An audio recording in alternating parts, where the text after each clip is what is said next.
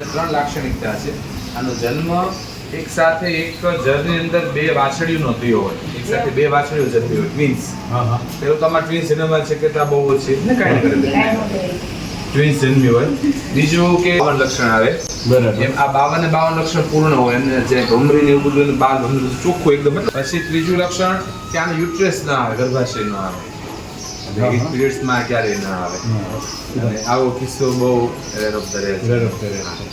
અને આની સેવા કરવાથી શાસ્ત્ર એવું કહે છે કે કંઈ અશક્ય નથી કે આ ન આપી શકે. ભગવાન ના આપી શકે, કામ જેનું આપવા માટે સક્ષમ છે. એની આંખમાંથી આંસુ પડે. જેમ માણસો વધારે આવ્યું હોય દર્શન માટે, એમ આંસુ વધારે પડે.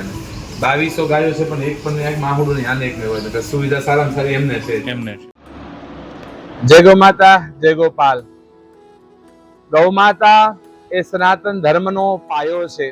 માનવ જાતને બચાવવા માટે ગાયની ખૂબ જરૂર છે. જો ગાય બચશે તો જ આ દેશ બચવાનો છે, ગાય બચે તો જ માનવ જાત બચવાની છે. અને જ્યારે બધી બાજુથી થાકી ત્યારે છેલ્લો આધાર આશરો આપણી ગાય હોય છે, ત્યારે આ દેશની અંદર અત્યારે ગાય બચાવવાની ખૂબ જરૂર છે.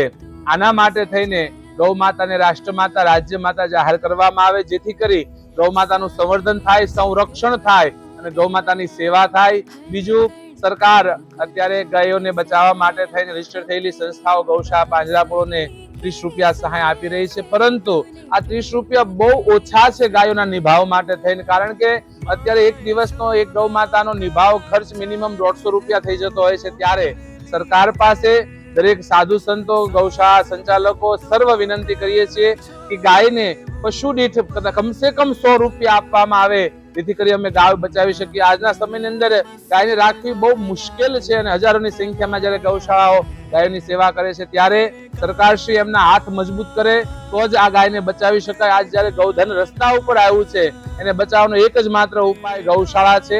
ગૌશાળા સક્ષમ હશે તો વધારે ગાયોની સેવા કરી શકશે. રસ્તે રખડતા ગૌવંશને, ગૌધનને, ગૌ માતાને બચાવી શકશે. એટલે સરકારશ્રીને નમ્ર નિવેદન કરીએ છીએ કે આપ આના ઉપર થોડું ચિંતન કરો, થોડી ચર્ચા કરો, થોડો વિચાર કરો અને ગાયને પાંજરાપોળ ગૌશાળા અને પશુ દીઠ 100 રૂપિયાની સહાય જાહેર કરો, જેથી કરી ગાયને બચાવવા માટે બધા પ્રયત્ન કરી શકીએ. ગાય બચાવવી ખૂબ જરૂરી છે.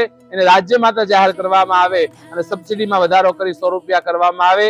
એ સર્વ સરકારશ્રીને તથા સર્વ લોકોને આ નિમંત્રણ છે, એને વિનંતી કરીએ છીએ. જય ગૌ માતા.